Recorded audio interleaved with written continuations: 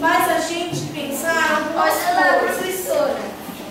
Uma delas é que eu posso chegar no mesmo resultado fazendo continhas de maneiras diferentes?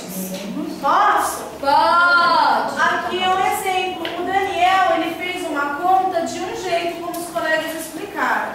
A Juliana fez a conta de um outro jeito. Mas, olha só o resultado. Não é o mesmo? É! Aqui também. As colegas fizeram a conta de um jeito que chegaram no mesmo resultado. Então, não importa, não existe uma fórmula que é 100% correta. Não existe aquele jeito que a gente faça que um outro pensamento ele vai estar errado. Não existe isso. Então, por isso que a gente quer que vocês escrevam a maneira que vocês pensaram, porque cada um pode pensar de um jeito diferente, mas chegar no mesmo valor. Tá bom? Aí depois dessa, só tem mais duas perguntinhas que tá falando se existem outras maneiras de resolver, e a gente está vendo aqui que existem. E a última é uma pergunta pessoal. Você quer saber se vocês gostaram da oficina ou não? E vocês gostaram? Sim! Gostaram?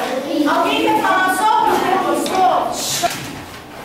Pode falar, gente. É legal que você consiga da fruta, porque o preço, por exemplo, é 69 ou 97 menos 28, aí deu 69. Aí eu fui lá de 69 e coloquei 69 menos 15. E você O valor gostou? que deu da antiga foi para outra deu um valor. Você gostou desse tipo de pensamento?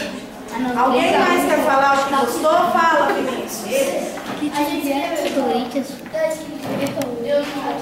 Porque gostou desses problemas?